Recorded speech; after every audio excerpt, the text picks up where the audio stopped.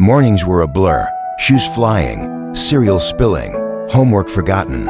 She moved through it all like a storm-focused, fast, always 5 minutes behind. But today felt heavier.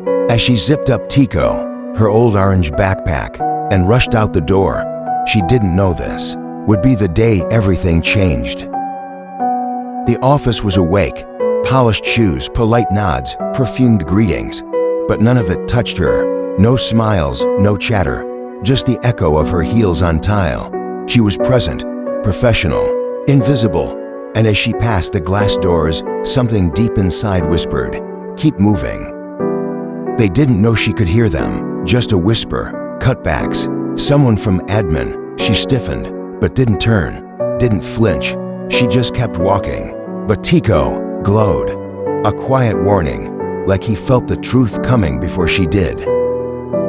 He didn't knock, didn't ask, just appeared beside her desk with a clipped voice. "We need to talk." Now, her heart thudded, not panic, not yet, just pressure, like something inside her tightening. She stood, adjusted Tiko on her shoulder, and followed. Each step toward that door felt heavier than the last. The papers hit the table like a verdict. "You didn't get this signed. It's your responsibility."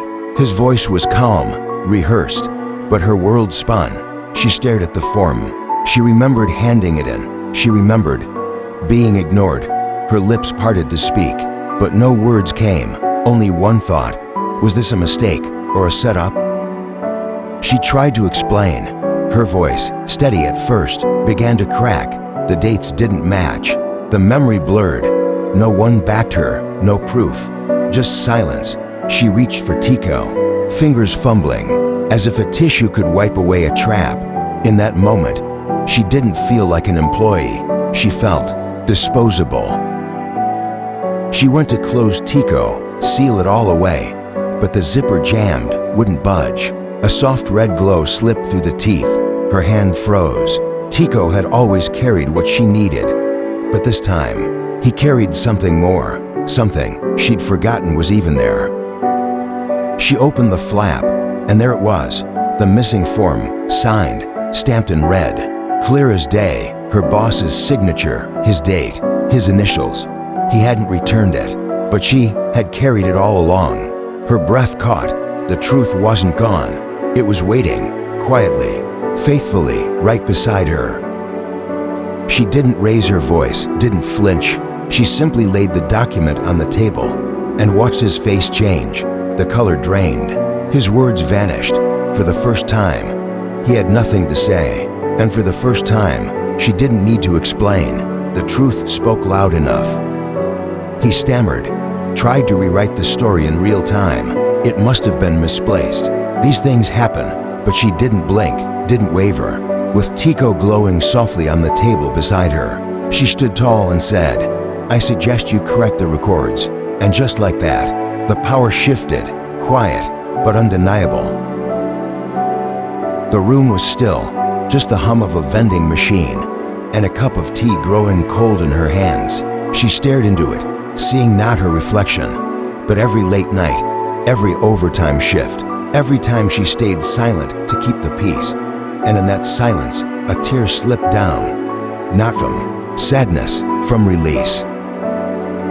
She didn't slam drawers, didn't storm out. She packed slowly, carefully, as if each item deserved a goodbye. The red stamped document slid back into Tiko, and beside it, a folded letter. Her resignation, not out of anger, but clarity, because staying silent had cost too much. And today, she chose herself. She walked the same hallway she'd walked 100 times, but this time, heads turned. No whispers, no judgment, just awareness. One colleague nodded barely, but it meant something. She didn't smile, didn't cry, she just walked, and with every step, the weight lifted.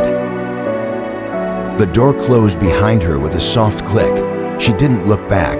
The sunlight hit her face warm, golden, alive. Wind brushed through her hair like a quiet applause. She stood there for a moment, not waiting, not wondering, just breathing, because this wasn't an ending, it was her beginning.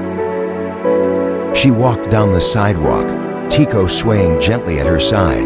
The city moved around her, fast, loud, distracted.